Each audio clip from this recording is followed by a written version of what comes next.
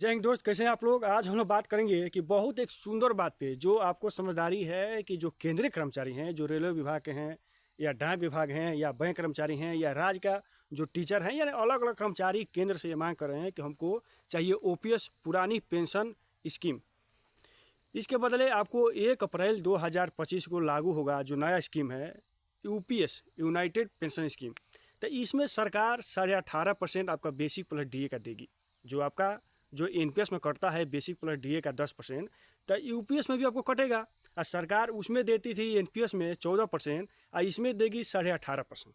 तो कर्मचारी द्वारा बहुत मैसेज आ रहे हैं, हम नहीं कर रहे हैं, कर्मचारियों ये कर रहे हैं कि जो 18.5% यूपीएस में सरकार दे रही है, हमारा उसमें 10% कट रहा है, तो ये पैसा सरकार अपने पास रखेगी या इसी के बदले हमको पेंशन देगी। तो रही बात कि वही पैसा, टोटल पैसा हमको दे दें जब रिटायरमेंट होंगे तो। और रही बात कि आप अलग हम अलग, हमको पेंशन नहीं चाहिए। जो सरकार 18.5% यूपीएस में देने के कह रही है, हमारा 10%, ये सब पैसा हमको दे दीजिए। जो सरकार अपने पास रखना चाहती है कि उसके बदले आपको पेंशन देंगे। तो कर्मचारी का ये जो कमेंट आए, तो कमेंट के बारे में मैंने सोचा कि क्यों ना आप सबसे ये बताया जाए। रही बात कि इसी बीच आपको ये भी जानकारी है कि हर एक 10 वर्ष बाद जो पे कमीशन केंद्र में लगता है, तो वो अभी जो है कि 1 जनवरी 2026 को लगना है।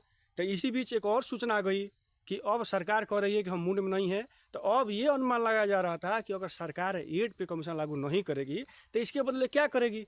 तो बड़े बड़े जो न्यूज़ चैनल वाले हैं ये बता रहे थे कि अब आपका जो बेसिक है उसमें डीए का 50% मर्ज होगा। अब देखिए, तो मर्ज होगा।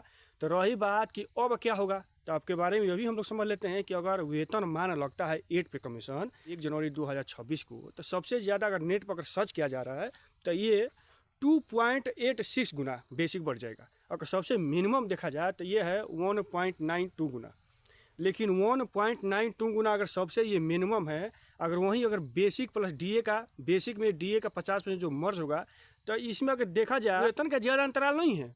अंतराल ये है कि जो नियम एक बार बना हुआ है, जो ट्रेन एक बार पटरी पर चल रही है, क्योंकि जो हर एक 10 वर्ष बाद कर्मचारियों को एक उम्मीद रहने वाले 10 साल बाद जो पे कमीशन लगेगा, इससे ज़्यादा महंगाई को कवर किया जाएगा। तो पहले से जो नियम बना हुआ है, तो इस पर जो है कि नियम अगर चेंज हो रहा है तो इसमें ज़्यादा दिक्कतें होंगी। बड़े बड़े न्यूज़ चैनल हैं ये बता रहे हैं कि अब देखिए कि आपका जो पे कमीशन लगता है ये हर एक 10 साल बाद लगता है। लेकिन जब आपका बेसिक में 50% का वेतन का मर्ज होगा, तो ये जो प्रक्रिया है कि हर एक 5 ही साल में आपका वेतन का रिविजन होगा। तो रही बात वही है कि कुछ देने के लिए कुछ लालच तो देना ही पड़ेगा। तो ये कुछ लालचे हैं। तो रही बात कि आप समझ जाइए कि ज़्यादा कुछ न कह करके ये कर्मचारियों लोग का कमेंट था, तो मैंने सोचा कि आप सबसे क्यों ना बता दें कि वही बात है कि जो आपका यूपीएस है उसी का लागू होने वाला है। तो इसी के बारे में जो है कर्मचारी कमेंट कर रहे थे। रही बात यह है कि है तो ओपीएस यानी एनपीएस जो 1 अप्रैल 2004 को लागू हुआ, 1 अप्रैल 2025 को जो यूपीएस लागू होगा, ये दोनों से ये बिल्कुल हट करके है। ये दोनों से उसका लगाव है ये नहीं है, वो बिल्कुल हट करके है। तो यही कर्मचारी जो हैं कि मांग कर रहे हैं कि हमको चाहिए ओपीएस।